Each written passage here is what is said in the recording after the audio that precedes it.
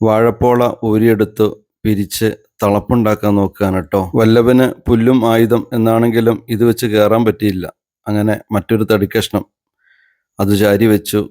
പതുക്കെ അതിലിങ്ങനെ കാലൂന്നി കൈപിടിച്ച് ചെറിയൊരു അഭ്യാസത്തിൽ കാട്ടുഞാവൽ മരത്തിൻ്റെ മുകളിലേക്ക് പതുക്കെ കയറുകയാണ്.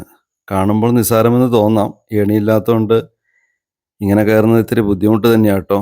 കയ്യിൽ കരുതിയ സഞ്ചിയിലേക്ക് ഞാവൽപ്പഴം പതുക്കെ അടർത്തിയിട്ടു. ഒത്തിരി പഴങ്ങളുണ്ട് കേട്ടോ. നല്ല രുചിയാണ്. ഇതൊക്കെ മരത്തിൽ കയറി ലൈവായിട്ട് പറിച്ച് കഴിക്കുമ്പോൾ നമ്മുടെ ആ ബാല്യം തിരിച്ചു കിട്ടുകയാണ്. പണ്ട് സ്കൂളിലേക്ക് പോയ മധുരിക്കുന്ന ഓർമ്മകളാണ്.